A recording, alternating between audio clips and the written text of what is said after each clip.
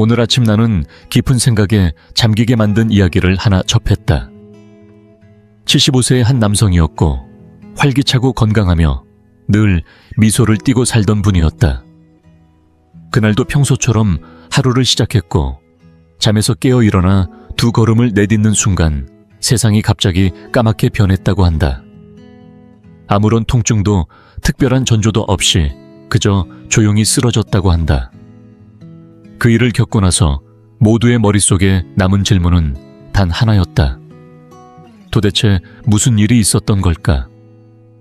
의료진의 말에 따르면 원인은 아주 작은 실수였다고 한다. 너무 사소하고 자연스러워서 이러니 너무 많은 사람들이 날마다 반복하고 있는 행동이었다. 어쩌면 당신도 지금 이 순간 아무렇지 않게 그 행동을 하고 있을지도 모른다. 문제는 우리가 깨어나는 순간을 너무 당연하게 여긴다는 데 있다. 눈을 뜨고 숨을 한번 들이쉬며 이제 괜찮다고 생각하지만 실상은 다르다. 침대에서 일어나고 나서의 몇 분이 생각보다 훨씬 중요할 수 있으며 작은 실수 하나 무심코 한 동작 하나가 큰 사고로 이어질 수 있다. 갑작스러운 혈압 상승이나 넘어짐 앞서 이야기했던 남성처럼 의식을 잃는 일도 생길 수 있다. 오늘 나는 70을 넘긴 분들이 아침마다 흔히 저지르는 7가지 실수에 대해 이야기해보려 한다. 겉보기엔 사소하지만 건강과 삶의 질에 분명한 영향을 주는 행동들이다. 걱정하지 않아도 된다. 생활 방식을 바꾸거나 무리한 노력을 요하는 것은 없다. 내일부터 바로 시작할 수 있을 만큼 간단한 조정들이다. 아니, 더 정확히 말하면 내일이 아니라 바로 다음번 눈을 뜨는 순간부터 바꿀 수 있다. 그러니 이 이야기를 끝까지 들어주시길 바란다. 6번째 실수는 특히 많은 사람이 대수롭지 않게 여기지만 실제로는 활력과 기분, 심지어 삶의 의욕까지 갉아먹는 힘을 가진다. 그리고 아직 채널을 구독하지 않으셨다면 지금 해주시길 부탁드린다. 여러분의 관심이 있어야 앞으로도 실생활에 유용하고 실천 가능한 조언을 꾸준히 전해드릴 수 있다. 혹시 처음 오신 분들이 있다면 나는 내과 전문의 정민화이다.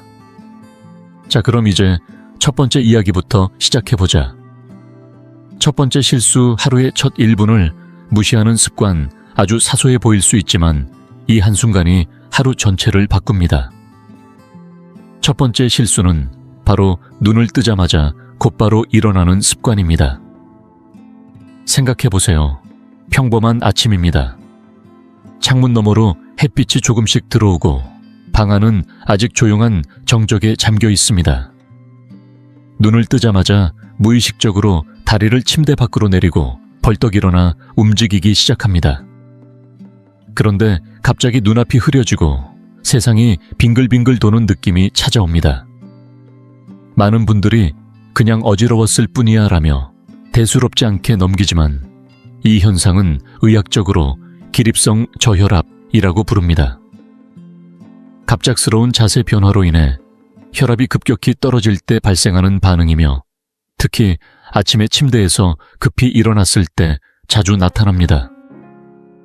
이것은 병이라기보다는 우리 몸이 급작스러운 움직임에 즉각 반응하지 못하고 있다는 신호입니다.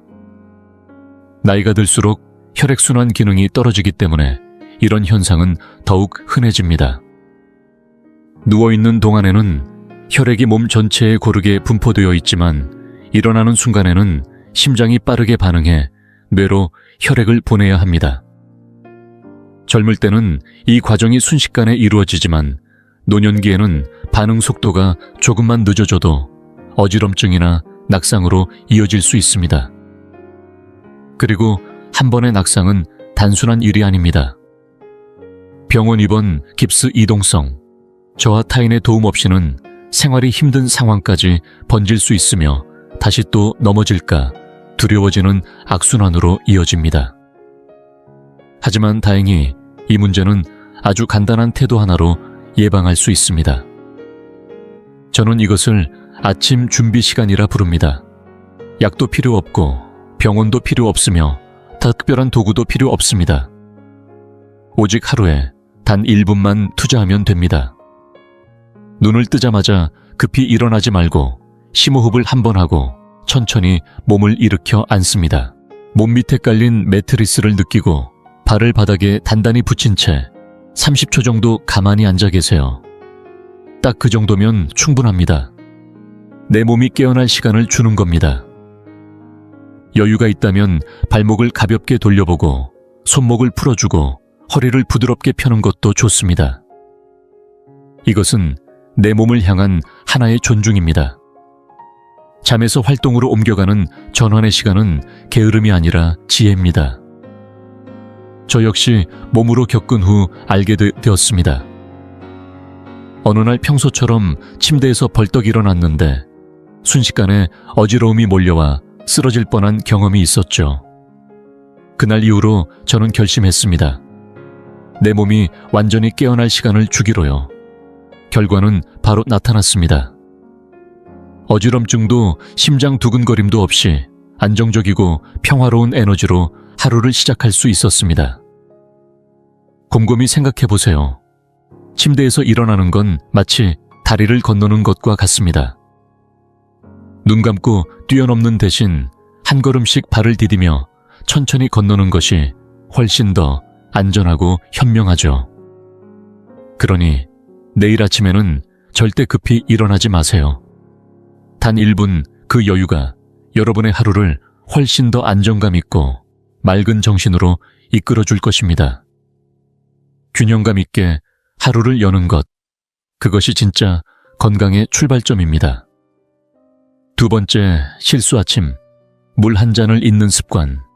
두 번째 실수는 아침에 물을 마시지 않는 것입니다. 조용히 건강을 갉아먹는 아주 흔한 습관이죠. 눈을 뜨고 가장 먼저 무엇을 하시나요? 대부분은 부엌으로 가서 주전자에 불을 켜고 따뜻한 커피를 준비하며 하루를 시작합니다. 그 첫 모금은 마치 아침의 의식처럼 느껴지죠. 하지만 이 순간 많은 분들이 간과하는 것이 하나 있습니다. 바로 물입니다. 밤새도록 잠을 자는 동안에도 우리 몸은 계속해서 움직입니다. 심장은 뛰고 폐는 숨을 쉬며 신장은 조용히 노폐물을 걸러냅니다. 몸은 말없이 에너지를 소모하고 수분도 서서히 빠져나갑니다. 땀 숨결, 그리고 작은 뒤척임 속에서도 우리는 물을 잃습니다. 그래서 아침에 눈을 떴을 때 이미 몸은 탈수 상태에 가깝습니다. 문제는 나이가 들수록 갈증을 느끼는 감각이 둔해진다는 것입니다. 실제로는 물이 필요한데도 목마름을 잘 느끼지 못하죠. 예전엔 저도 이렇게 생각했습니다. 목이 마르지 않으면 괜찮은 거 아닌가. 하지만 큰 착각이었습니다. 어느 날부터 침대 옆에 물 한 잔을 두고 일어나자마자 몇 모금 마시는 습관을 들였습니다. 그 순간부터 아침의 흐름이 달라졌습니다. 머리가 맑아지고 생각이 또렷해지며 흐릿했던 잠기운이 씻기듯 사라졌습니다. 아침에 마시는 물은 신진대사를 부드럽게 깨우고 혈액순환을 도우며 장기들을 하나하나 깨워줍니다. 특히 아침에 약을 복용하시는 분들께는 더더욱 중요합니다. 물은 약의 흡수를 도와주고 위와 간을 보호해 불필요한 자극을 줄여줍니다. 그리고 무엇보다 중요한 건 이것입니다. 하루의 첫 음료로 물을 선택하는 그 순간 내 몸에게 나는 너를 소중히 여겨 라는 신호를 보내는 겁니다. 단순하지만 강력한 자기 돌봄의 시작이죠. 원하신다면 레몬 한 조각이나 민트 아이피 또는 꿀 한 방울을 넣어도 좋습니다. 하지만 기억하세요. 목적은 꾸미는 것이 아니라 밤새 말라있던 몸의 가장 순수한 수분을 채워주는 데 있습니다. 그러니 다음에 커피를 마시기 전 잠시 멈추세요. 그 전에 물 한 잔을 먼저 드시는 겁니다. 사소해 보여도 그 한 모금이 하루의 질을 바꿉니다. 조용히 시작된 변화가 여러분의 몸을 다르게 만들 것입니다. 세 번째 실수, 익숙하지만 속을 지치게 하는 아침 의식. 세 번째 실수는 많은 분들이 무심코 반복하는 아침 습관입니다. 바로 공복에 마시는 커피입니다. 커피 향만 맡아도 머리가 깨는 것 같고 그 첫 모금은 따뜻하고 익숙하며 하루의 시작을 알리는 의식처럼 느껴집니다. 마치 마음을 감싸주는 포근한 액체 같은 존재죠. 하지만 이 커피가 내 몸을 조용히 지치게 만들 수 있다는 사실을 아는 사람은 많지 않습니다. 커피는 향도 좋고 맛도 깊지만 산성이 강하고 자극 성분이 많습니다. 특히 혈압이 높은 분들, 속이 예민한 분들, 수면에 민감한 분들에게는 더 조심해야 할 대상입니다. 공복에 커피를 마시는 습관은 겉보기에는 아무 문제 없어 보여도 건강을 은근히 무너뜨리는 원인이 될 수 있습니다. 상황을 한번 떠올려 보세요. 아침에 눈을 뜨자마자 익숙한 커피 향이 퍼지고 생각 없이 손이 가서 한 잔을 마십니다. 아주 자연스럽죠. 하지만 그 순간 우리 몸 안에서는 어떤 일이 벌어지고 있을까요? 밤새 위장은 아무것도 받지 못한 채 예민한 상태로 아침을 맞이합니다. 호르몬도 아직 안정되지 않았고 몸 전체는 절반쯤 깨어있는 상태입니다. 이때 강한 산성과 자극이 있는 커피가 들어오면 위는 과도하게 위산을 분비하게 됩니다. 그 결과 속쓰림이나 위불평함이 생기기 쉽고 평소에 위염이나 역류성 식도염이 있는 분들은 더 큰 자극을 받게 됩니다. 문제는 여기서 끝나지 않습니다. 커피는 스트레스 호르몬인 코르티솔의 분비도 증가시킵니다.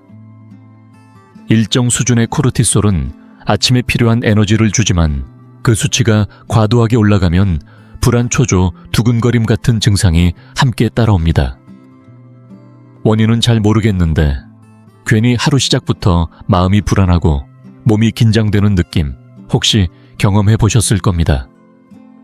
그렇다고 커피를 아예 끊어야 할까요? 결코 아닙니다. 커피는 기쁨이 될 수 있고 적절히 마신다면 오히려 활력을 줄 수도 있습니다.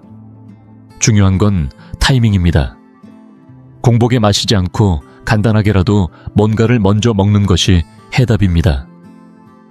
바나나 한 개, 식빵 한 조각, 견과류 몇 알이라도 괜찮습니다. 위장에 최소한의 보호막을 형성하고 카페인이 몸에 작용할 수 있도록 지지대를 마련해 주는 것이죠. 저도 한때는 공복에 커피를 마시는 것이 더 정신이 맑아지는 줄 알았습니다. 하지만 어느 순간부터 이유 없이 예민해지고 초조하고 심장이 빠르게 뛰는 것을 느꼈습니다. 그러다 아침에 바나나 하나나 과자 한두 조각을 먼저 먹기 시작했고 그날 이후로 내 몸의 반응이 달라졌습니다. 커피는 더 부드럽게 느껴졌고 마음은 안정되고 집중력은 오히려 높아졌습니다. 아침 식사는 여러분께 에너지를 주는 시간이 되어야지 몸을 경계태세로 몰아가는 순간이 되어서는 안 됩니다. 아주 작은 습관의 변화 하나로 여러분의 아침이 훨씬 더 편안하고 건강한 시작이 될 수 있습니다. 네 번째 실수, 몸의 신호를 무시하고 아침부터 서두르는 습관. 나이가 들수록 아침의 시작이 하루 전체의 흐름을 좌우한다는 사실을 점점 더 실감하게 됩니다. 하지만 그럼에도 불구하고 많은 분들이 아침에 눈을 뜨자마자 마치 뒤쫓기듯 빠르게 움직이기 시작합니다. 침대에서 벌떡 일어나 부엌으로 향하고 바닥에 떨어진 물건을 허리를 숙여줍고 무거운 물건을 들거나 급하게 몸을 돌리며 하루를 시작합니다. 그런데 이 일련의 행동이 우리 몸에 어떤 영향을 주는지 깊이 들여다보면 문제는 생각보다 훨씬 더 크고 은밀하게 숨어 있습니다. 우리가 자는 동안 몸은 완전히 이완된 상태로 깊은 휴식에 들어갑니다. 근육은 풀어지고 혈액순환은 느려지며 관절은 수시간 동안 거의 움직이지 않은 채 정지된 상태에 머무르게 됩니다. 바로 이런 상태에서 아무런 준비 없이 갑자기 벌떡 일어나 격하게 움직이면 아직 완전히 깨어나지 않은 몸을 억지로 몰아붙이는 셈이 됩니다. 생각해보세요. 한겨울 아침에 시동도 걸지 않은 차를 갑자기 고속도로에 몰고 나가는 것과 무엇이 다르겠습니까? 차의 엔진처럼 우리 몸 역시 깨어날 시간을 필요로 합니다. 특히 척추 무릎 고관절은 세월과 함께 마모되기 쉬운 부위이며 관절염이나 염증이 있는 분들에게는 더욱 민감한 부위입니다. 아침에 갑작스럽게 몸을 비틀거나 무거운 것을 들거나 허리를 숙이는 동작은 겉으로는 아무렇지 않아 보여도 내부에서는 미세한 손상이 쌓이게 되고 그 손상이 반복되면 어느 순간 통증이나 움직임의 제약, 심지어는 더 큰 부상으로 이어질 수 있습니다. 그렇다면 우리는 무엇을 해야 할까요? 걱정하지 않으셔도 됩니다. 매트를 깔고 스트레칭을 하거나 헬스장에 갈 필요는 전혀 없습니다. 아주 간단하고 부담 없는 방법이 있습니다. 아직 침대에 누운 상태에서부터 시작하면 됩니다. 손가락과 발가락을 천천히 움직이고 발목을 부드럽게 돌려보세요. 팔을 위로 길게 뻗으며 어깨를 느리게 움직이고 고개도 양옆으로 가볍게 돌려보는 겁니다. 단 1, 2분만 투자해서 몸의 각 부위를 하나씩 깨우는 것이죠. 이것은 관절과 근육에게 전하는 좋은 아침 과도 같은 인사입니다. 내 몸과 대화를 나누는 이 조용한 준비 동작은 생각보다 강력한 효과를 발휘합니다. 사소한 부상을 막아줄 뿐 아니라 아침 특유의 뻐근함과 불편함을 줄여주며 하루를 보다 또렷하게 시작할 수 있게 도와줍니다. 침대에서 일어날 때도 그냥 툭 튀어나오듯 일어나지 말고 먼저 한쪽 옆으로 몸을 돌리고 양손을 바닥에 짚고 일어나 앉습니다.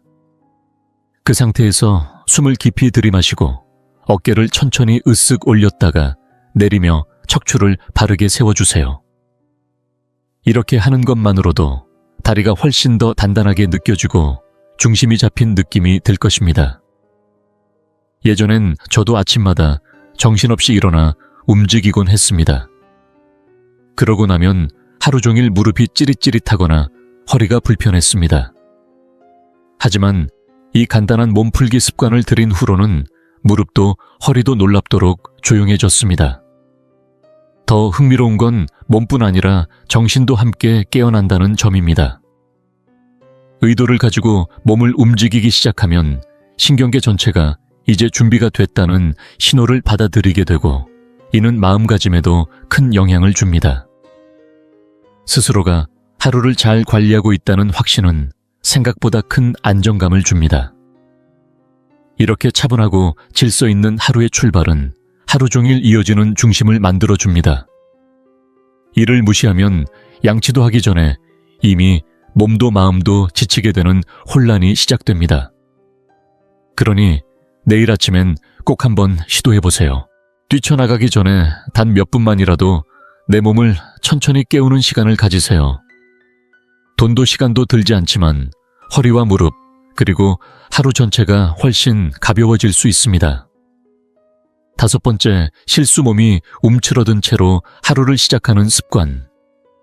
5번째 실수는 많은 분들이 스스로도 인지하지 못한 채 매일 반복하는 모습에서 시작됩니다.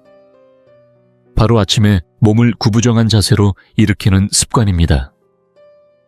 혹시 아침에 일어난 직후 거울 앞에서 자신의 모습을 유심히 들여다보신 적 있으신가요? 어깨는 앞으로 굽어 있고 머리는 아래로 떨어져 있으며 등은 구부러진 채 힘없이 앉아있는 자신을 발견한 적이 있을 겁니다. 이런 모습은 단순히 외형적인 문제만이 아니라 우리가 하루를 맞이하는 자세 자체를 드러냅니다. 이런 자세는 폐를 누르고 가슴을 압박해 숨쉬기를 방해합니다. 자연스럽게 호흡은 얕아지고 산소 공급은 줄어들며 이는 곧 피로감과 멍한 정신 상태, 심지어 이유 없는 우울감으로 이어지기도 합니다. 사람은 숨을 깊게 쉬지 못하면 생각도 좁아지고 감정도 가라앉게 됩니다. 자세와 감정 상태는 생각보다 훨씬 밀접하게 연결되어 있습니다. 이를 직접 확인해보고 싶다면 한번 실험해보세요. 어깨를 움츠리고 등을 굽힌 채 활짝 웃어보려고 하면 표정이 어색하고 감정이 따라주지 않는 것을 느낄 수 있을 겁니다. 몸이 위축되면 뇌는 이를 위험 신호로 받아들입니다. 이건 지금 긴장해야 한다는 뜻이자 자신감이 없다는 표현이며 동시에 몸과 마음 모두 위축된 상태로 하루를 시작하게 만든다는 의미입니다. 그러나 이 모든 건 단 몇 초 만에 바꿀 수 있습니다. 특별한 운동도 도구도 필요 없습니다. 아직 침대에 누워있는 상태에서 양팔과 다리를 길게 쭉 뻗어보세요. 마치 누군가가 발끝을 살짝 잡아당기는 듯한 느낌으로 몸을 길게 늘려줍니다. 그 상태에서 천천히 몸을 일으켜 앉고 양발을 바닥에 단단히 붙입니다. 어깨를 부드럽게 뒤로 젖히고 턱은 자연스럽게 정중앙에 위치시킨 후 깊게 숨을 들이마시고 천천히 내쉬어 보세요.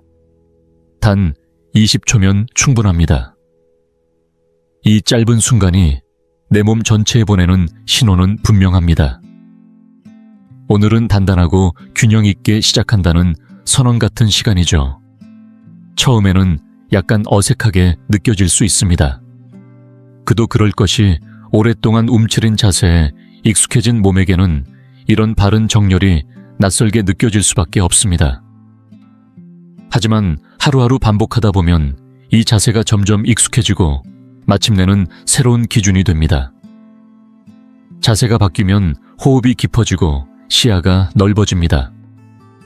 무엇보다 마음이 달라집니다.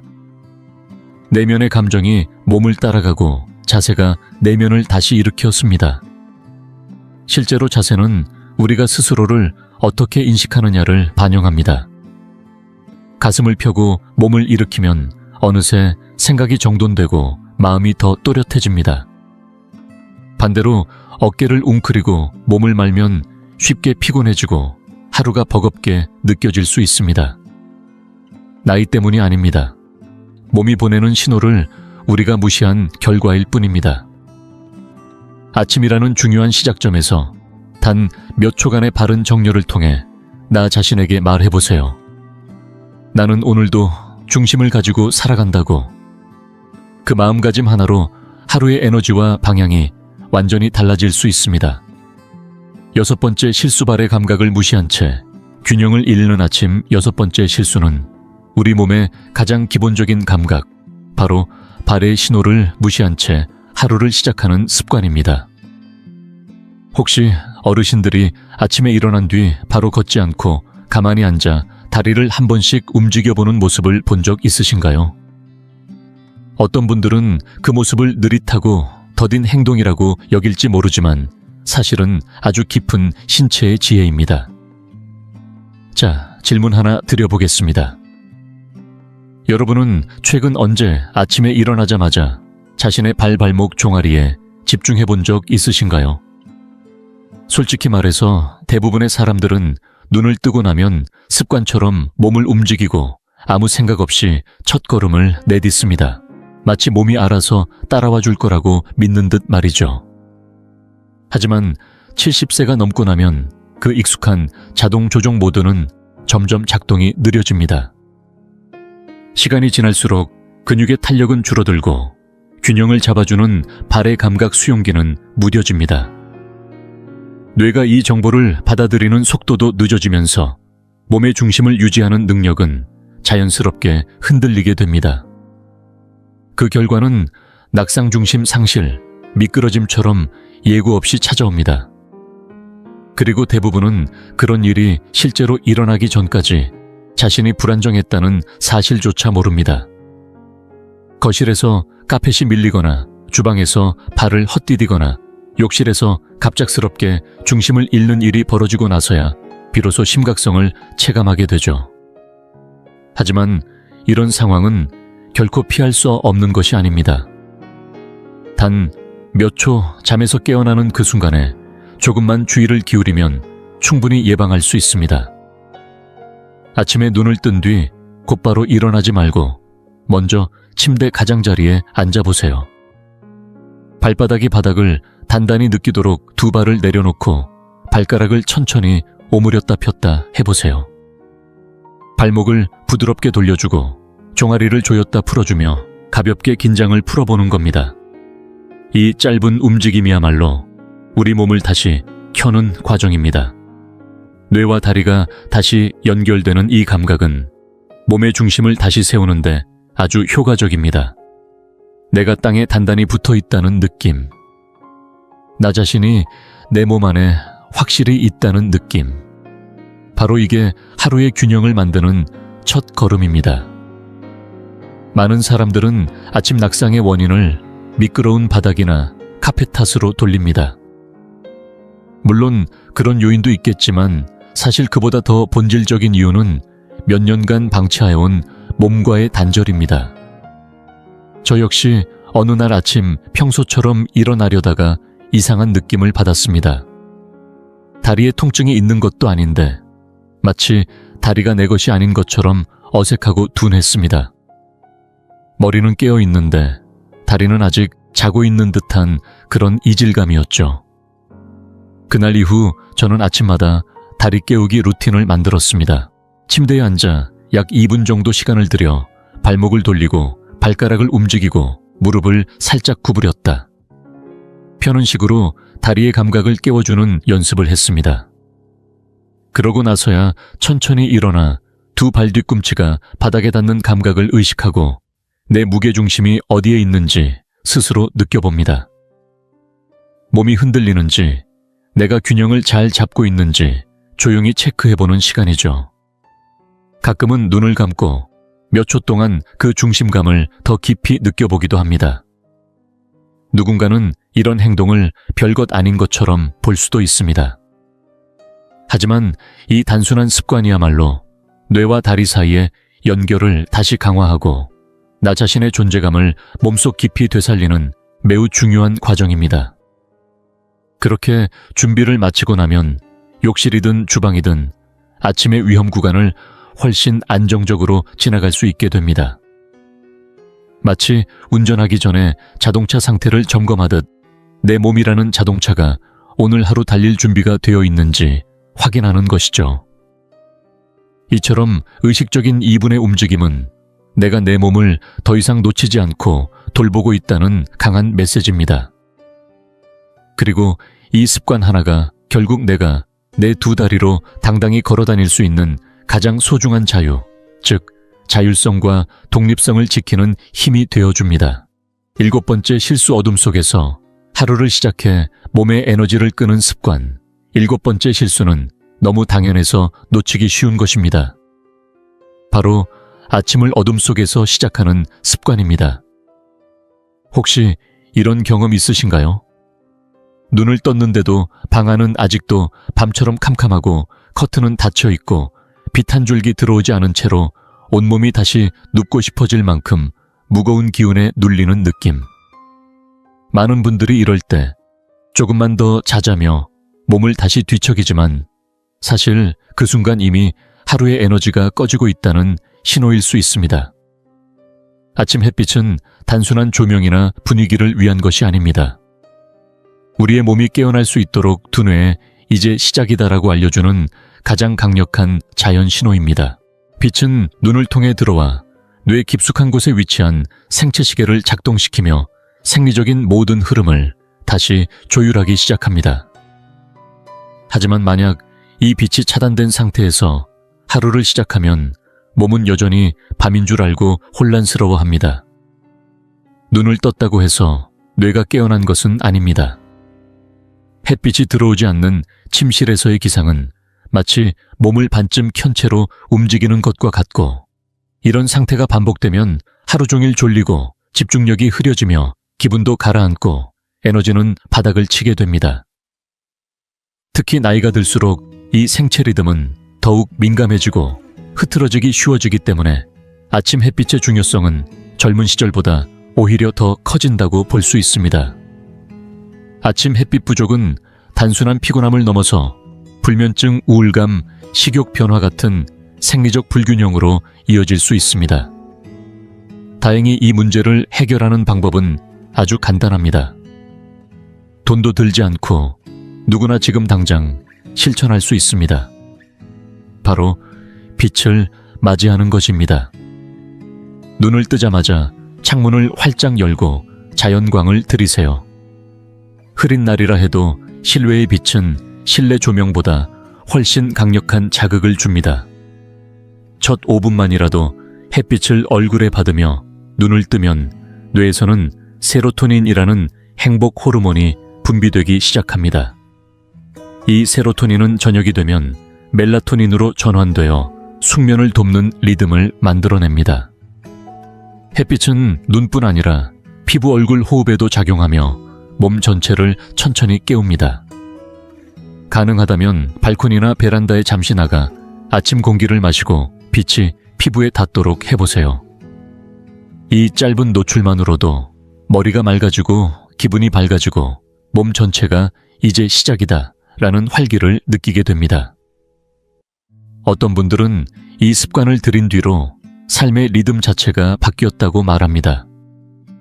같은 하루인데 햇빛과 함께 시작하는 날은 몸도 덜 무겁고 마음도 훨씬 안정되며 하루 내내 중심이 잡히는 기분이 든다고 합니다. 방 안이 어둡고 답답한 채로 일어나는 것과 햇살 가득한 공간에서 눈을 뜨는 것의 차이는 생각보다 훨씬 큽니다. 빛은 두뇌의 음식입니다. 아침에 물 한 잔, 간단한 스트레칭, 가벼운 아침, 식사만큼이나 중요한 것이 바로 이 햇빛입니다. 결국 이 모든 7가지 실수는 한 가지 진실로 이어집니다. 거창한 변화가 필요한 것이 아닙니다. 단 몇 분 몇 초 아주 작은 태도 하나가 하루 전체의 질을 바꿀 수 있습니다. 자세히 보면 이 7가지는 모두 사소한 습관처럼 보이지만 그 하나하나가 우리의 몸과 마음 그리고 삶의 방향을 조용히 바꾸고 있었던 겁니다. 나이 든다는 건 단순히 시간이 흐르는 게 아니라 그 흐름과 어떻게 함께 걸을 것인가에 달려 있습니다. 억지로 버티거나 도망치려는 것이 아니라 내 몸의 속도를 존중하고 그 흐름을 받아들이며 조율해가는 지혜, 그것이 진짜 건강한 노화이고 하루를 잘 여는 첫 열쇠입니다. 내일 아침 눈을 뜨는 순간이 곧 삶의 방향을 정하는 순간임을 기억하시길 바랍니다. 전체를 정리할 수 있다고 상상해 보셨나요? 불가능하게 들릴 수도 있지만 토요타, 인텔, 픽사, 맥도날드, 테슬라, 그리고 아마존까지 변화시킨 강력한 방법이 있습니다. 이 방식은 세계 정상의 스포츠 팀들도 정상으로 올려놓았고 더 놀라운 점은 오늘부터 단 한 푼도 쓰지 않고 당신도 바로 적용할 수 있다는 것입니다. 이 시스템은 개선이라는 뜻을 가진 일본식 철학 카이젠이라 불립니다. 공장과 기업에서 시작되었지만 그 진짜 힘은 일상과 생산성, 건강, 인간관계까지 스스로 최적화할 수 있다는 점에 있습니다. 오늘 저는 세계 최고들이 활용하는 이 방법으로 당신이 7일 안에 삶을 바꾸기 시작하도록 한 걸음씩 안내할 것입니다. 첫째 날, 토요타처럼 관찰부터 시작하라. 오늘의 시작은 아주 단순하지만 강력한 원칙 하나에서 출발합니다. 바로 행동하기 전에 관찰하라는 것입니다. 이 원칙은 토요타가 생산 라인을 바꾸기 전에 반드시 실천하는 습관입니다. 어떤 나사 하나를 조이기 전에도, 어떤 기계를 재설계하기 전에도 그들은 먼저 현장을 보고 현장을 느끼고 모든 과정을 눈으로 확인합니다. 이들은 그것을 직접 가서 본다는 뜻의 헨센부스라는 말로 표현합니다. 바로 이 관찰의 기술이 토요타의 성장 기반이었습니다. 그리고 오늘 당신도 그 원칙을 따라 삶을 다시 들여다보게 될 것입니다. 자동차를 만들기 위해서가 아니라 지금까지 살아온 일상의 방식과 흐름을 다시 설계하기 위해서입니다. 하지만 오늘은 아무것도 바꾸지 않습니다. 지금 당장 생산성을 올리려고 억지로 애쓰지도 말고 앱을 삭제하거나 새벽 5시에 억지로 일어나는 것도 하지 마세요. 책상 위를 갑자기 정리하는 것도 필요 없습니다. 오늘 당신의 유일한 임무는 단 하나, 지금 내가 어떻게 살고 있는지를 세밀하게 들여다보는 것입니다. 왜냐하면 뚜렷하게 보이지 않는 것은 절대로 고칠 수 없기 때문입니다.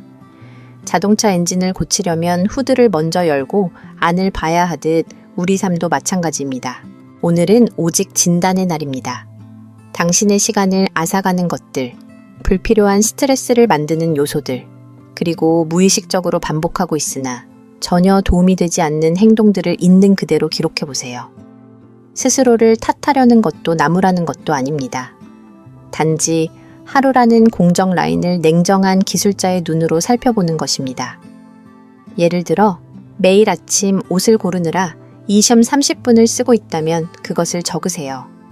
일을 시작하기 전 휴대폰을 만지며 15분 이상 시간을 흘려보내고 있다면 그것도 쓰세요.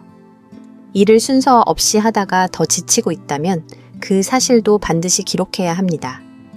중요한 것은 바로 뜨거운 지점을 찾아내는 데 있습니다.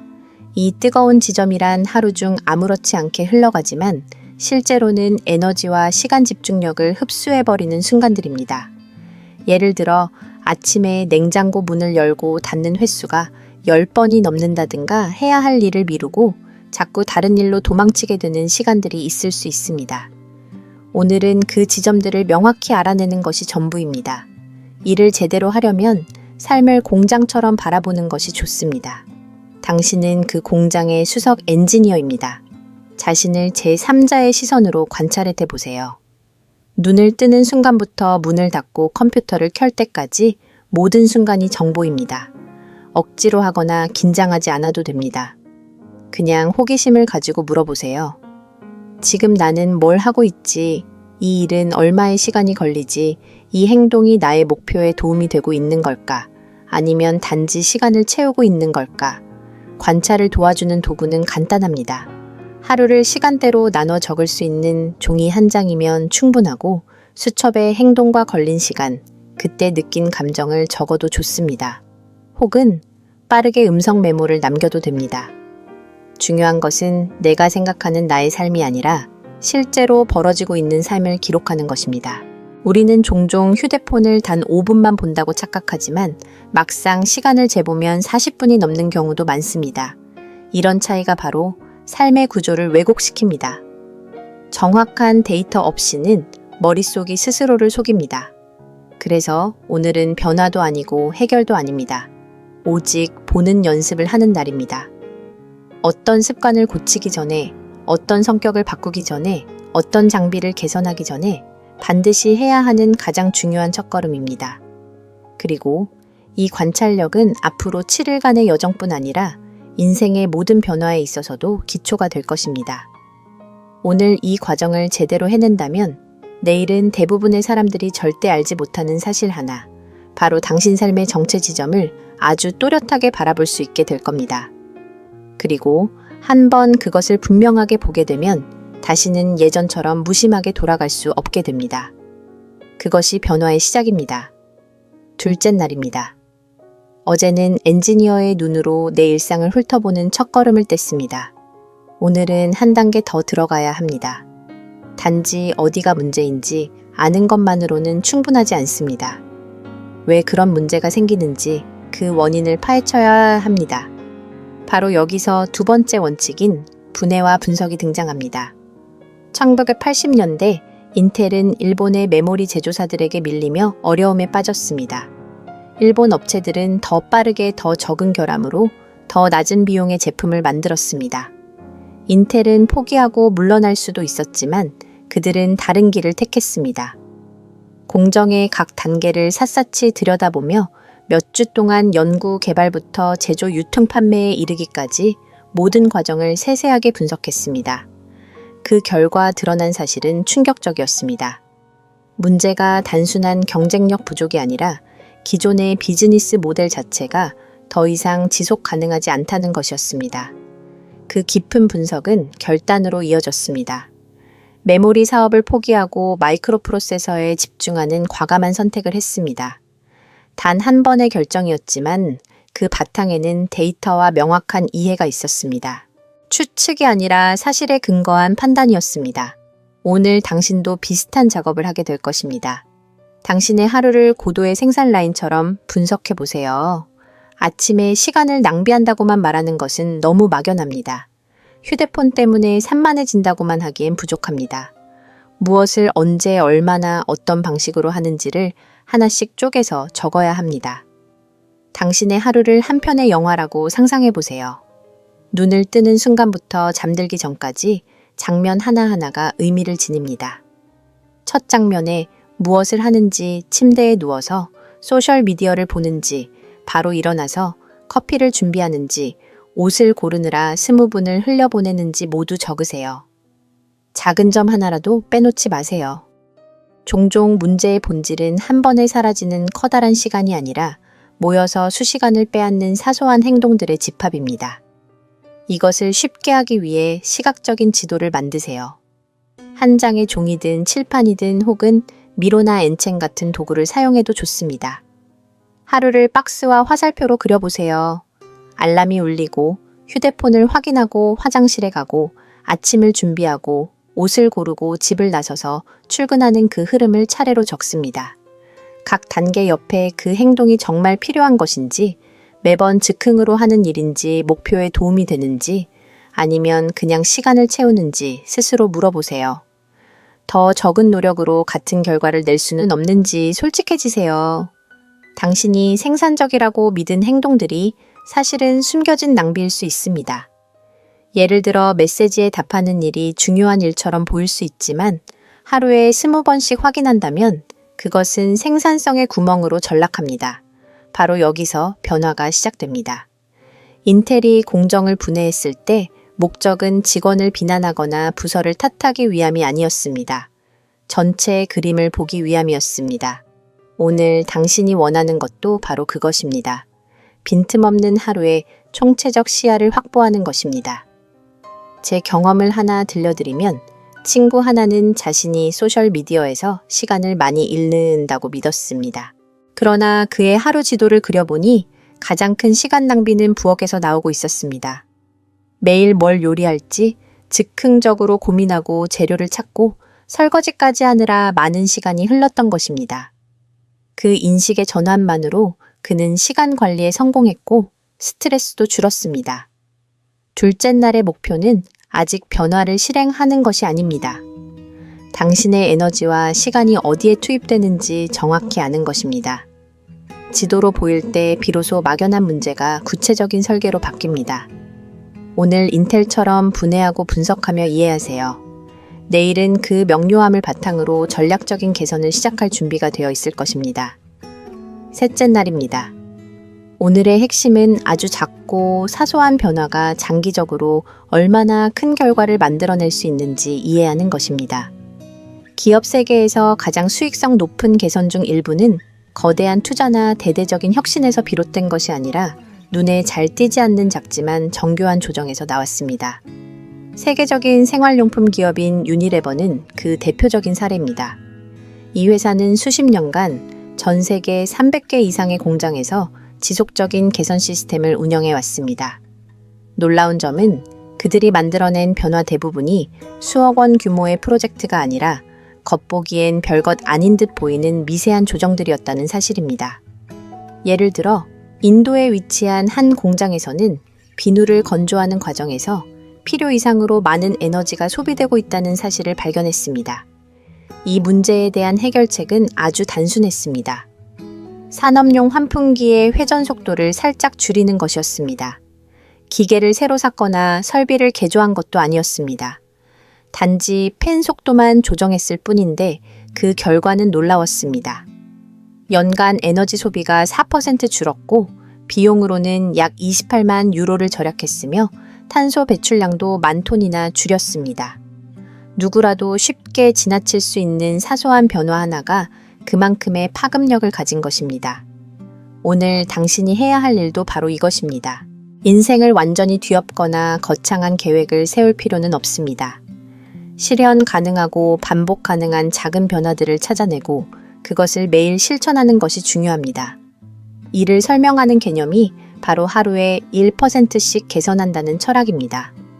만약 매일 단 1%씩 나아진다면 1년 후 당신은 시작했을 때보다 37배 더 나은 사람이 되어 있을 것입니다. 믿기 어려운 말처럼 들리겠지만 이것은 수학적으로 입증된 사실이며 반복이 가져오는 힘입니다. 오늘은 바로 그 미세한 조정, 즉 마이크로 습관을 찾는 날입니다. 예를 들어 아침에 옷 고르느라 시간을 허비하지 않도록 전날 밤 미리 옷을 준비해 두는 것, 휴대폰 사용 시간을 줄이기 위해 타이머를 설정하는 것, 자주 사용하는 물건을 책상 위 가까이에 정리해 두는 것, 잠에서 깨자마자 수분을 보충할 수 있도록 침대 옆에 물병을 두는 것, 또는 잠들기 전 머릿속 생각을 비워내기 위해 메모장을 옆에 두는 것. 이처럼 단숨에 바꿀 수 있을 만큼 간단하면서도 장기적으로 에너지와 시간을 줄여주는 조정이 필요합니다. 이런 미세 조정을 찾기 위해서는 어제 만들었던 루틴 지도를 다시 꺼내보세요. 그리고 자문해보세요. 이 단계는 더 쉽게 만들 수 없을까? 반복적으로 생기는 마찰은 무엇인가? 미리 준비해두면 고민을 줄일 수 있는 부분은 없는가? 절대 사소한 것을 과소평가하지 마세요.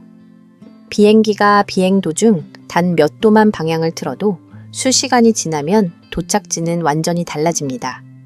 우리의 습관도 마찬가지입니다. 아주 작은 조정이 반복되면 궁극적으로 삶의 방향을 근본적으로 바꿀 수 있습니다. 오늘은 완벽한 결과를 만들려고 애쓰지 마세요. 모든 걸 한 번에 바꾸려고 하지 않아도 됩니다. 단지 내일부터 바로 실천할 수 있는 작고 구체적인 행동 3가지에서 5가지 정도를 메모하세요. 설령 그것이 어리숙해 보이거나 평범해 보여도 상관없습니다. 중요한 것은 꾸준히 반복할 수 있고 당신의 시간과 에너지를 조금이라도 덜어줄 수 있다는 사실입니다. 유니레버의 공장에서 단 4%의 에너지 절감이 큰 기반이 되었듯 당신의 삶에서도 그 작은 변화는 도미노처럼 영향을 확장시킬 수 있습니다. 그 시작은 단지 루틴 속 어떤 물건 하나의 위치를 20cm 옮기는 행동일 수도 있습니다. 오늘 그것부터 시작해보세요. 넷째 날입니다. 오늘은 완벽함에 집착하지 않고 지금 이 순간 바로 행동하는 것의 중요성에 대해 이야기하려고 합니다. 버진그룹의 창립자 리처드 브랜슨은 이런 말을 남겼습니다. 시작하고 그 다음에 조정하라. 이 말은 수많은 창업가와 창작자들에게 일종의 좌우명이 되었고 거대한 사업에만 적용되는 원칙처럼 보일 수 있지만 사실은 우리 일상 속에서도 똑같이 강력하게 작동합니다. 완벽주의는 우리 삶에서 가장 많은 시간과 기회를 빼앗아가는 도둑입니다. 우리는 항상 이렇게 말합니다. 준비가 다 되면 시작하자. 도구가 다 갖춰지면 때가 완벽해지면 하자. 그러나 그런 순간은 거의 오지 않습니다. 결국 우리는 끝없는 계획의 반복 속에 갇히게 됩니다. 더 좋은 방법을 찾기 위해 읽고 조사하고 비교하지만 정작 실행은 하지 않습니다. 오늘의 목표는 그 정체 상태에서 빠져나오는 것입니다. 아무 생각 없이 무작정 시작하라는 뜻이 아닙니다. 중요한 것은 실행만이 진짜 변화를 만든다는 사실을 몸으로 체득하는 것입니다. 오늘 당신이 하는 일이 완벽하지 않아도 상관없습니다. 그 행동을 통해 얻는 체험과 감각 결과는 단순히 머릿속으로만 생각하고 계획하는 것과는 차원이 다릅니다. 첫째 날에 뜨거운 지점을 찾고 둘째, 셋째 날에 그것을 분석하고 미세 조정을 발견했다면 오늘은 그중 하나를 선택해 당장 실천에 옮겨야 할 순간입니다. 월요일이 오기를 기다릴 필요도 없고 다음 달이나 새해가 올 때까지 미룰 이유도 없습니다.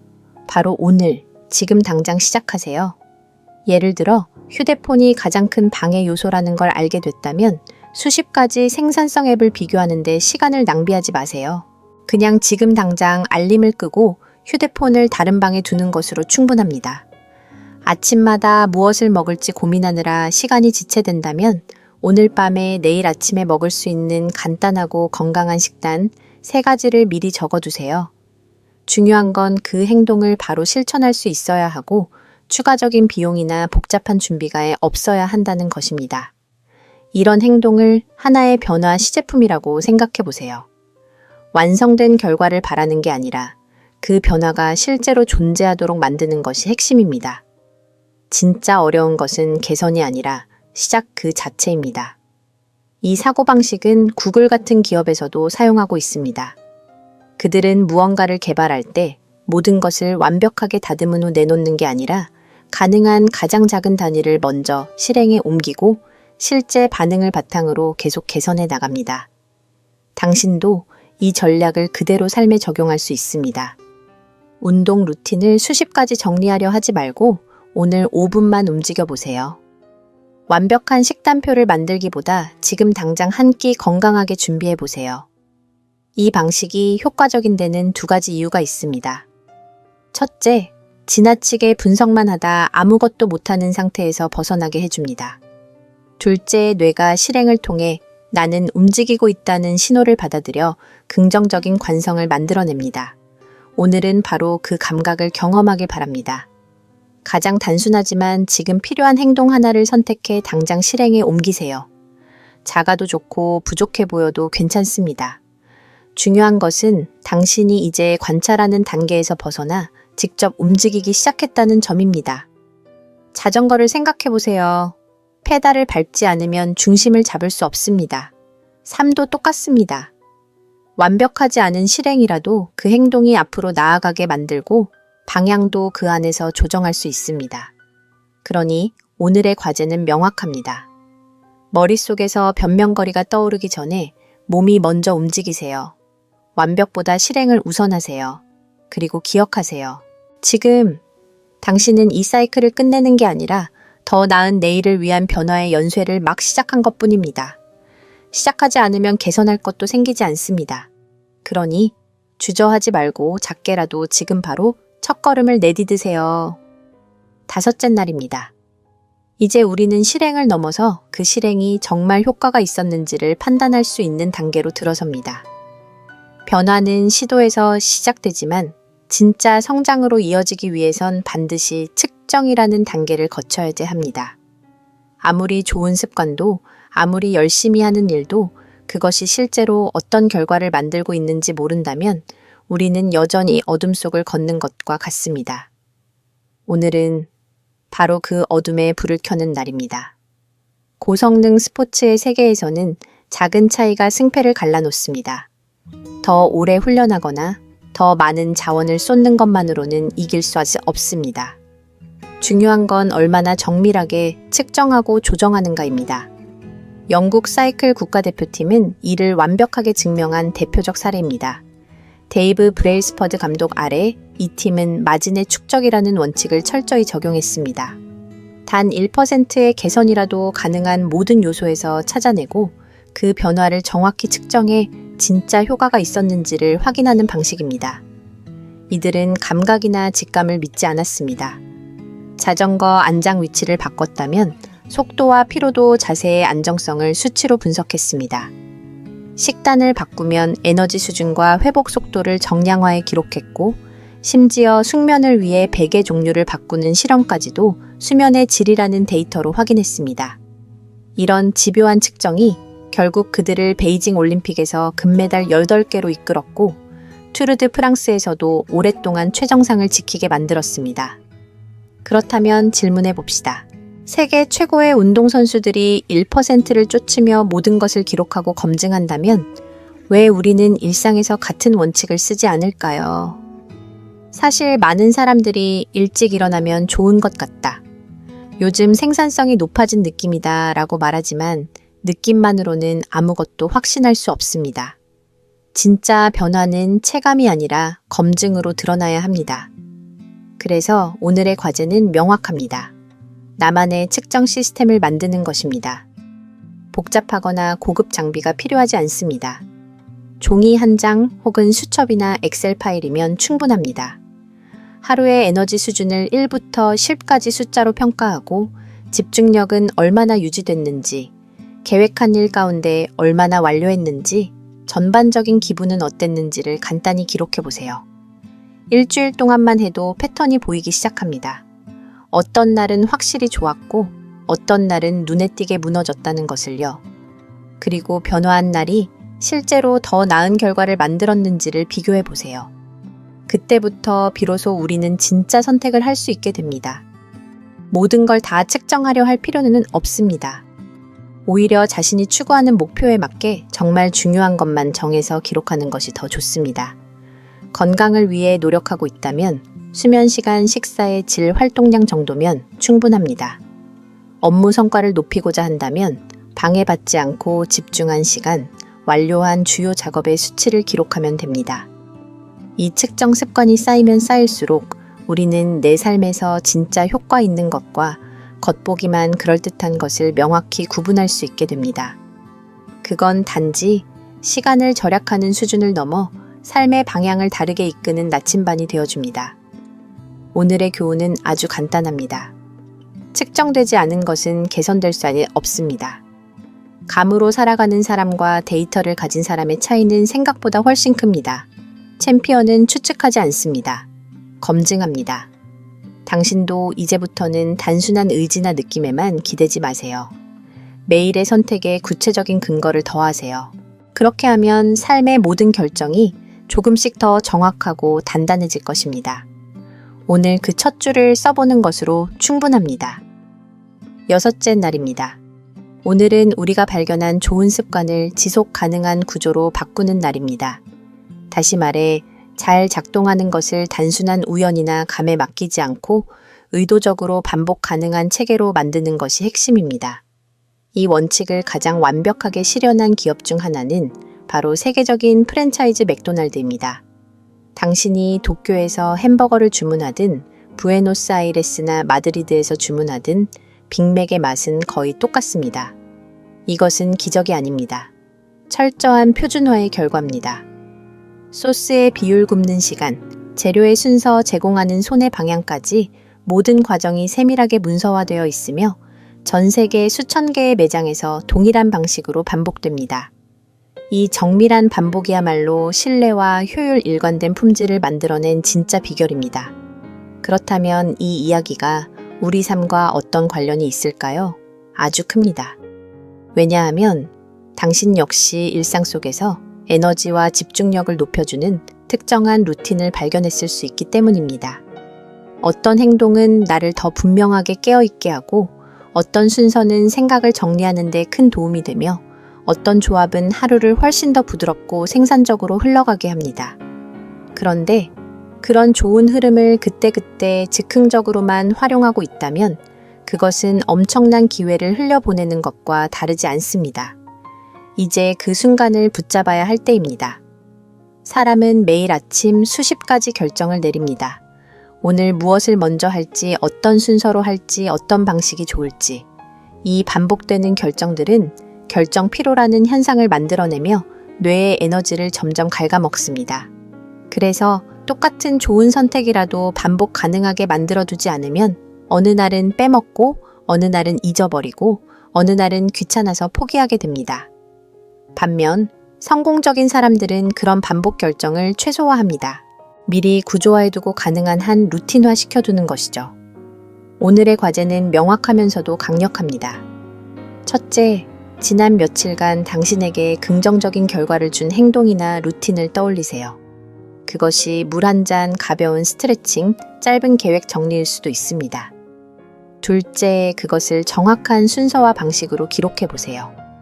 이름을 붙이고 어떤 시간에 어떤 순서로 어떻게 하는지를 명시해 보세요.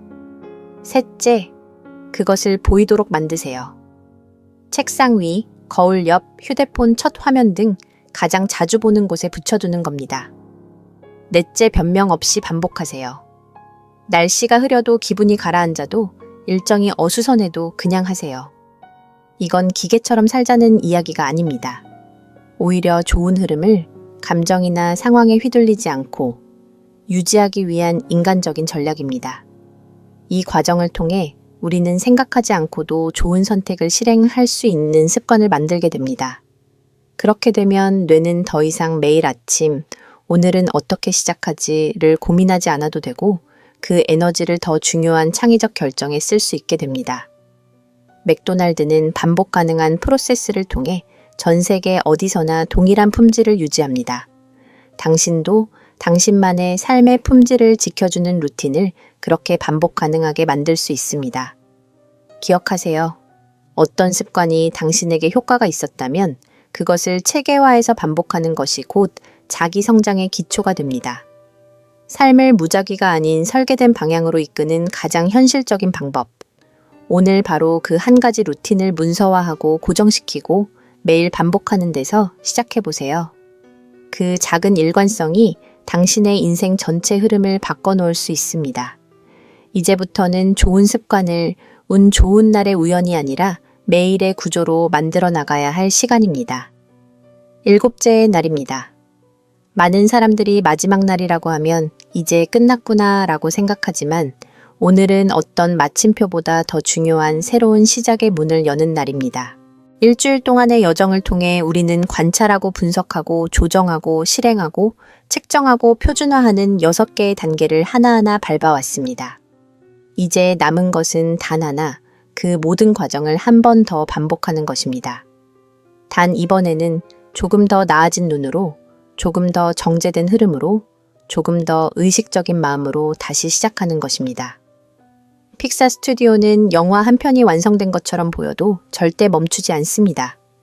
그들은 브레인 트러스트라는 시스템을 통해 감독과 크리에이터들이 완성된 프로젝트를 다시 보고, 다시 듣고, 다시 다듬습니다. 겉보기에 아무 문제 없어 보이는 장면에서도 미묘한 뉘앙스를 조정하고 대사의 호흡을 다시 계산하며 작은 장면 하나에도 혼을 담아냅니다. 왜냐하면 그들은 압니다. 좋은 결과를 내는 사람은 멈추지 않는 사람이고 위대한 결과는 마지막 반복에서 탄생한다는 것을요. 이제 그 정신을 당신의 삶에 적용해야 할 때입니다. 이번 주에 시도했던 모든 루틴과 습관들을 다시 펼쳐보세요. 과연 어떤 변화가 실제로 도움이 되었는지, 어떤 습관은 유지되지 않았는지, 어떤 부분은 아직 어설프고 반복하기 어려웠는지를 냉정하게 바라보세요. 예를 들어 전날 밤 옷을 미리 준비하는 습관은 시간 절약에 분명 효과가 있었지만 아침 식사는 여전히 즉흥적으로 고르고 있지는 않았나요?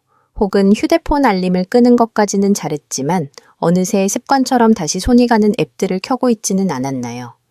그렇다면 그 지점이 바로 다음 개선의 목표입니다. 이 과정은 간단합니다.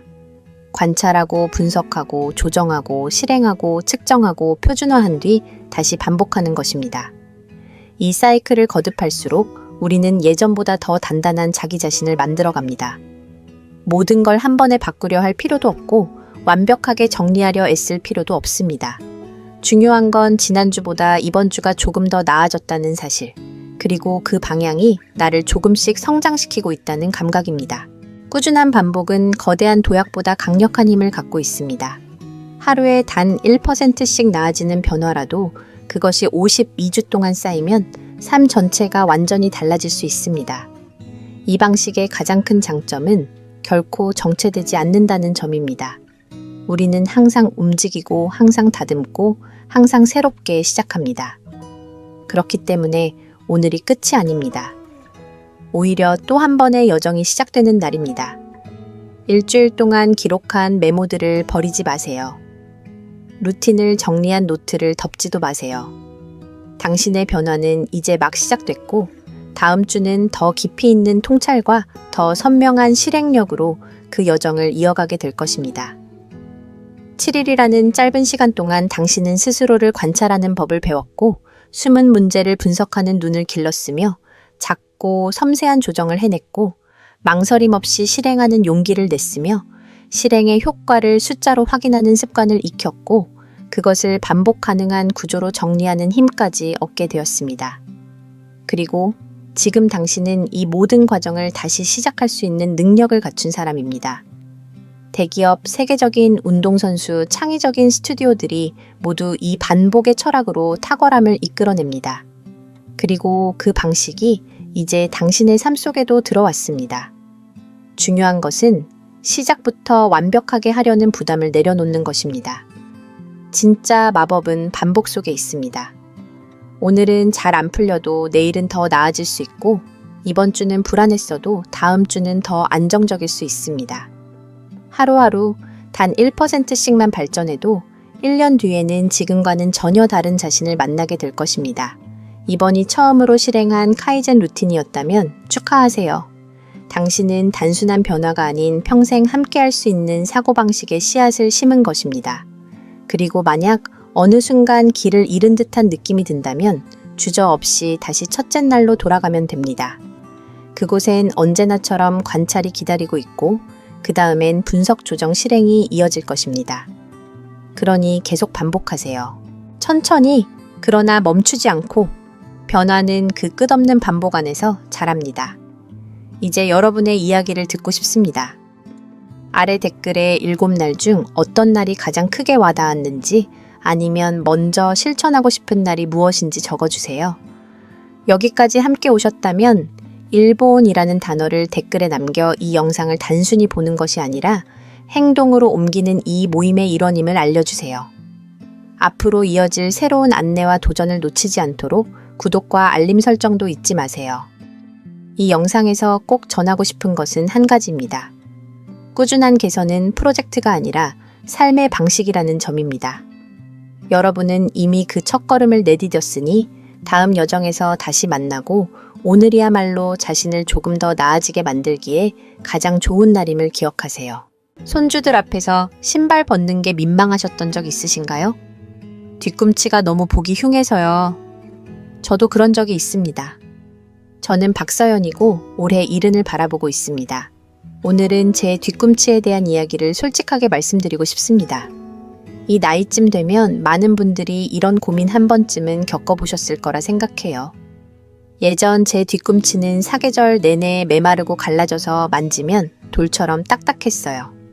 가장 불편했던 순간은 아들네 집에 놀러 갔을 때였습니다. 현관에서 신발을 벗는 그 짧은 순간이 그렇게나 신경 쓰이고 부끄러웠습니다. 혹시 손주들이 볼까봐, 바닥이 더러워질까봐 마음이 조마조마했죠. 친구들이 찜질방 가자고 자주 권했지만 저는 매번 핑계를 대며 빠졌습니다. 안 가고 싶어서가 아니라 당당하게 발을 드러낼 자신이 없었기 때문이에요. 아픈 건 견딜만 했지만 부끄러움은 쉽게 넘어가지 않았습니다. 그렇게 보면 단순한 뒤꿈치 갈라짐이란 문제가 결국 제 일상을 위축시키고 삶의 소소한 즐거움들까지 하나둘 잃게 만든 셈이죠. 그게 바로 예전 제 이야기입니다. 그리고 본격적으로 시작하기 전에 당신에 대해 조금 더 알고 싶습니다. 지금 이 영상을 보고 계신 당신은 몇 살이신가요? 그리고 어느 지역에서 시청 중이신가요? 댓글로 남겨주세요. 당신의 이야기를 읽는 것은 저에게 큰 기쁨이 될 것입니다. 당신이 나누어 주시는 삶의 경험 하나하나가 우리의 이 공간을 더욱 따뜻하고 가까운 곳으로 만들어 줄 거라고 믿습니다. 그럼 이제 함께 시작해 볼까요? 예전에 저는 발 뒤꿈치가 너무 딱딱해질 때마다 무조건 깎아내야 한다고만 생각했습니다. 마치 오래된 나무 껍질을 벗겨내듯 해야 부드러워질 거라 믿었지요. 그래서 동네 약국에 들러 거친 돌로 만든 발 뒤꿈치용 연마 도구와 쇠로 된 각질 제거기를 사왔습니다. 밤마다 욕실 문을 닫고 앉아 발을 물에 적신 뒤 힘껏 문지르고 깎아내며 이제 좀 부드러워지겠지 하는 마음으로 땀을 흘렸습니다. 처음에는 손끝에 전해지는 촉감이 조금 부드러워진 것 같아 잠시 안도했지만 며칠이 지나지 않아 새로 올라오는 피부는 오히려 더 두껍고 더 단단해져 있었습니다. 마치 제 발이 화가 나서 복수하듯 더 거칠어지는 느낌이 들었습니다. 저는 방법을 바꿔야겠다고 생각하며 시중에서 좋다는 보습크림을 종류별로 사서 발라보았습니다. 텔레비전에서, 신문에서, 인터넷에서 광고하는 제품들까지 모조리 찾아 발랐습니다. 그러나 그 부드러운 촉감은 겉표면에서만 스치듯 잠깐 머물렀을 뿐 안쪽 깊숙이 자리 잡은 딱딱한 핵심은 전혀 달라지지 않았습니다. 발라놓으면 잠시 촉촉한 듯 했지만 이내 건조하고 거친 감촉이 돌아왔고 저는 점점 지치고 허탈해졌습니다. 이런 악순환이 끝없이 이어지던 어느 날 결국 발 뒤꿈치에 깊은 금이 생겼습니다. 아무렇지 않게 걸음을 옮겼을 뿐인데 그 금에서 번쩍하는 통증이 머리끝까지 치솟으며 온몸을 움찔하게 만들었습니다. 그 순간 저는 처음으로 두려움을 느꼈습니다. 이대로 두면 더 큰일이 생길 수도 있겠구나 하는 생각이 뼛속까지 스며들며 그동안 단순한 외모 문제로만 여겼던 발 뒤꿈치가 사실은 내 몸의 경고일지도 모른다는 생각이 들었습니다. 며칠 전부터 뒤꿈치 통증이 심해졌다는 이야기를 들은 며느리가 결국 단호하게 말했습니다. 어머니, 이건 더 이상 방치하시면 안 돼요. 꼭 병원에 가셔야 해요. 그 순간 저는 무언가에 쿵 맞은 듯 멍해졌습니다. 며느리의 진지한 눈빛에 저도 모르게 고개를 끄덕였고 결국 종로구에 있는 한 내과 의원을 찾아가게 되었습니다. 그리고 그달 제 인생에서 중요한 전환점이 찾아왔습니다. 진료실에 앉은 저를 바라본 김명준 원장님은 먼저 제 발을 들여다보지 않았습니다. 대신 진료 차트를 훑어보시더니 뜻밖의 질문을 하셨습니다. 박 여사님, 혹시 당뇨 있으세요? 저는 당황한 표정으로 고개를 저었습니다. 그러자 선생님은 잠시 눈빛을 가다듬고 아주 차분하지만 단호한 어조로 설명을 시작하셨습니다. 치료에 앞서 우리는 먼저 안전부터 생각해야 합니다. 단순한 피부 문제가 아닐 수 있기 때문이에요. 대한당뇨병학회 통계에 따르면 우리나라 65세 이상 어르신 3분 중 1분은 혈당 문제를 갖고 계십니다. 그리고 그중 가장 무서운 합병증 중 하나가 바로 당뇨발입니다. 저는 처음 듣는 단어에 긴장했고 의사 선생님은 설명을 이어갔습니다. 오랫동안 당뇨를 앓은 분들은 발끝에 신경이 서서히 무뎌지면서 통증을 제대로 느끼지 못하게 됩니다. 그래서 발 뒤꿈치에 생긴 아주 작은 균열이나 발톱을 깎다 생긴 미세한 상처가 자신도 모르는 사이에 감염되고 그 감염이 깊게 퍼지면서 나중에는 걷지 못하게 되거나 심하면 절단까지 이어지는 경우도 있습니다. 실제로 병원을 찾았을 땐 이미 너무 늦은 경우가 많습니다. 그 이야기를 듣는 순간 제 등줄기를 식은땀이 타고 흘렀습니다. 지금껏 그저 보기 싫어서 지금 감추기만 했던 뒤꿈치 갈라짐이 사실은 몸이 보내는 조용하지만 절박한 신호였다는 사실이 너무나도 두려웠습니다. 다행히도 혈액 검사 결과 제 혈당은 정상이었고 당장의 위험은 없다고 하셨지만 저는 이미 그때 깨달았습니다. 이건 단순히 미용의 문제가 아니라 건강의 본질에 닿아 있는 문제였다는 걸요. 검사가 끝나자 김명준 원장님은 아주 체계적으로 제 상태와 원인을 설명해 주셨습니다. 그리고 그 설명을 들으며 저는 머릿속이 하나씩 환하게 열리는 느낌을 받았습니다. 저는 들은 내용을 빠짐없이 수첩에 메모하기 시작했습니다. 먼저 선생님은 이렇게 말씀하셨습니다. 박 여사님, 지금까지 계속 발각질을 세게 밀고 문지르셨죠. 그런데요, 그게 오히려 악화의 원인입니다. 우리 피부에는 스스로를 보호하려는 본능이 있습니다. 계속해서 자극을 받으면 이 부위를 지켜야 한다는 신호를 보내게 되고 그 결과로 더 두껍고 단단한 각질이 생성되는 겁니다. 그러니 자극이 반복될수록 더 거칠어질 수밖에 없는 거예요. 이후 선생님은 과학적인 해결책으로 요소, 즉 유레아 성분을 언급하셨습니다. 단순한 보습제가 아니라 실제로 각질을 분해하고 피부 구조를 변화시키는 작용을 한다고 설명하셨습니다. 효과를 보려면 단순히 수분을 공급하는 수준이 아닌 각질층을 구조적으로 부드럽게 만들어야 합니다. 그 역할을 하는 대표적인 성분이 유레아입니다. 특히 농도가 20% 이상일 경우 2가지 작용을 동시에 해줍니다. 이야기를 들으며 저는 조심스럽게 질문했습니다. 선생님, 그런데 유레아가 어떻게 각질을 부드럽게 만들어요? 도구로 긁어내는 것도 아닌데 말이죠. 그러자 선생님은 빙그레 웃으며 아주 쉽게 설명해 주셨습니다. 한번 상상해 보세요. 우리 각질은 케라틴이라는 단백질 덩어리로 이루어져 있어요. 이 케라틴 분자들은 수많은 수소 결합이라는 고리로 단단하게 묶여 있는데 마치 수많은 실타래가 얽혀 하나의 돌덩이처럼 굳어진 구조라고 보면 됩니다. 그런데 유레아는 아주 작은 분자인데 이것이 그 틈새로 스며들어가서 수소 결합을 끊어내는 역할을 하죠. 쉽게 말해 묶여있는 실의 매듭을 하나하나 풀어주는 거예요. 이 작용은 물리적으로 깎거나 긁는 것이 아니라 화학적으로 열쇠를 돌려 자물쇠를 여는 것과 비슷한 방식입니다. 수많은 연결고리가 풀리면 단단했던 케라틴 구조는 흐물흐물하게 풀어지고 촉촉함을 머금게 되면서 부드러워지는 겁니다. 그렇게 되면 그 거칠고 두껍던 각질도 어느 순간 말랑하고 촉촉한 층으로 변하게 되고 아침에 가볍게 닦아내는 것만으로도 정리되죠.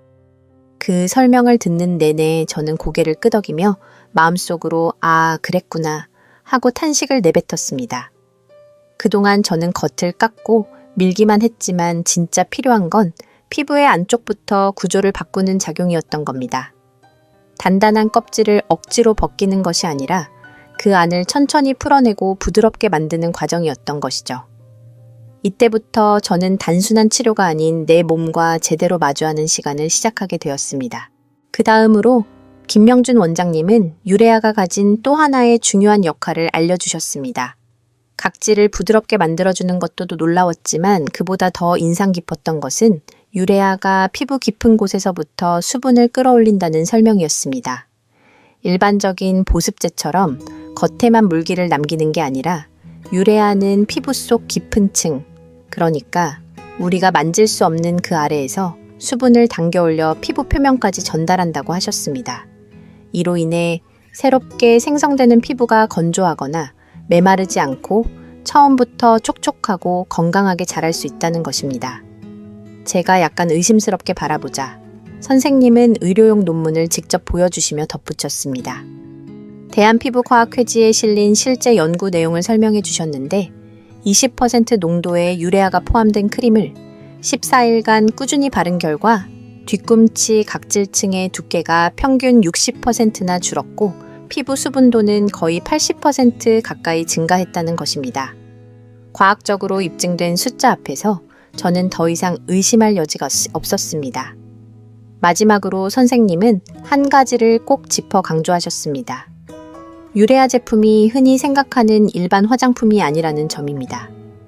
이건 단순히 마트에서 사는 보습제가 아니에요.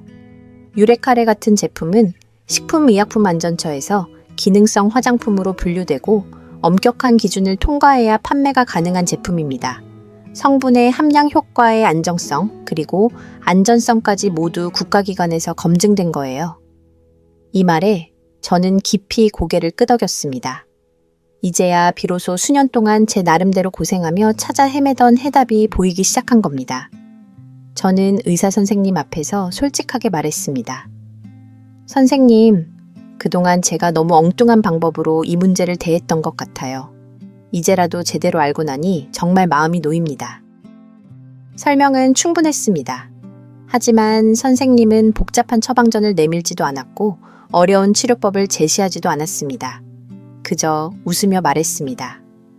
박 여사님, 약국에 가셔서 이 제품만 사세요. 다른 거 필요 아예 없습니다. 제품 이름은 유레카레고 20% 유레아가 들어있는 정품입니다. 전국 웬만한 약국엔 다 있을 거예요. 그 순간 저는 마음이 한결 가벼워졌습니다. 무언가를 드디어 제대로 만난 느낌 막막하던 터널 끝에 불이 켜진 것 같은 그런 기분이었습니다. 이 작고 하얀 튜브 하나가 제 삶의 또 다른 전환점이 될지도 모르겠다는 기대가 피어올랐습니다. 하지만 진짜 핵심은 그 다음부터였습니다. 김명준 원장님은 설명을 마치고 나서 조용히 말을 이으셨습니다. 대부분의 분들이요, 바르기만 하면 다 되는 줄 아세요. 그런데 정작 중요한 건 어떻게 바르느냐입니다. 밤에 자기 전에 이 4가지 단계를 제대로만 지키시면 효과는 완전히 달라집니다. 선생님의 그 말투, 그 눈빛에서 이건 단순한 조언이 아니라 경험에서 나오는 확신이라는 걸 느낄 수 있었습니다. 그래서 저는 그 4단계를 하나도 빠뜨리지 않고 수첩에 적어두었고 오늘 이 자리를 빌려 여러분께도 그대로 전해드리려 합니다. 첫 번째 단계는 따뜻한 물로 조격하기입니다. 잠자리에 들기 전 물 온도는 대략 40도 정도로 맞추고 발을 15분간 담가주세요. 여기서 포인트는 물 온도뿐 아니라 쑥을 한 줌 넣어주는 것입니다. 쑥은 혈액순환을 돕고 피로를 풀어주는 효능이 있다고 선생님께서 직접 알려주셨어요. 조격을 마친 뒤에는 수건으로 톡톡 두드리듯 부드럽게 물기를 제거해야지 세게 문지르면 오히려 피부에 자극이 된다고 하셨습니다. 두 번째 단계는 유레카레 크림을 충분히 바르기입니다.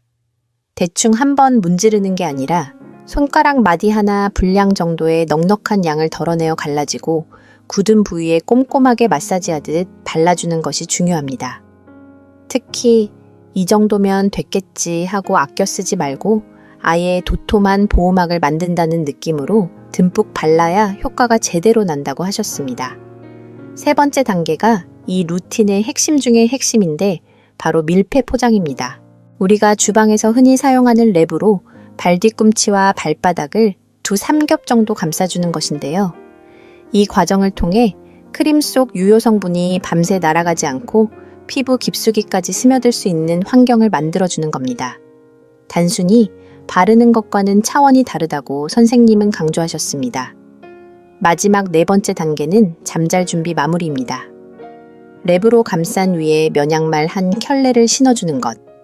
이건 단순히 고정을 위한 것이 아니라 천을 유지하고 위생을 지키기 위한 마무리 단계입니다. 양말을 신은 뒤에는 더 이상 신경 쓰지 말고 푹 주무시면 됩니다. 생각보다 간단하죠. 선생님은 이 4단계만 잘 지켜도 효과는 분명히 나타난다고 하시며 구체적인 주간 스케줄도 알려주셨습니다. 첫 주에는 이 4단계를 한 주에 3번, 그러니까 월수금 혹은 화목토 정도로 나눠 실천하고 둘째 주부터는 각질이 많이 부드러워진 상태이기 때문에 굳이 랩까지 감쌀 필요는 없고 밤마다 유레카레를 소량만 가볍게 바르는 것으로 유지하면 된다는 것입니다. 이것이 바로 김명준 원장님이 직접 전수해 주신 전체 루틴입니다. 듣기엔 단순하지만 그 안에는 피부의 변화 메커니즘과 보습의 본질이 모두 담겨 있었습니다. 겉만 바르고 끝내는 것이 아니라 시간을 들여 내 몸을 정성스럽게 돌보는 습관이 중요하다는 것을 저는 그때 처음 알게 되었습니다.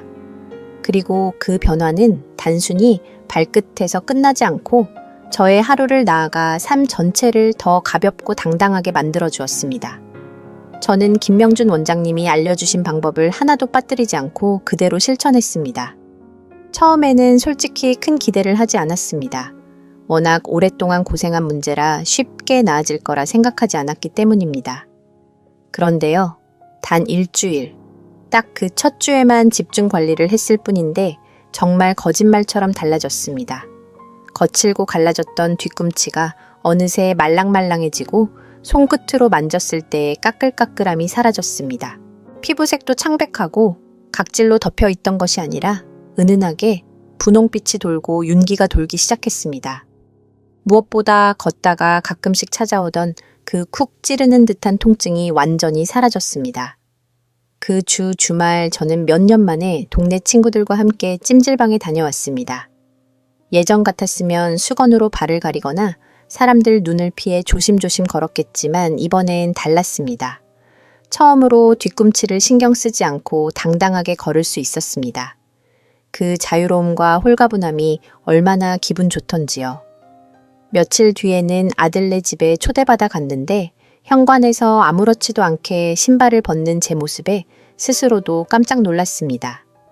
아주 사소한 변화인데 마음은 이렇게나 가볍고 얼굴은 저절로 미소가 지어졌습니다. 그때 김 원장님이 해주신 마지막 말씀이 문득 떠올랐습니다. 박 여사님, 집중 관리는 시작일 뿐이에요. 정말 중요한 건 매일매일의 습관입니다. 그 말씀 그대로 지금 저는 매일 밤 잠자기 전에 유레카레 크림을 얇게 펴 발라주는 것을 치약 짜서 양치하듯 세수하듯 자연스럽게 이어가고 있습니다.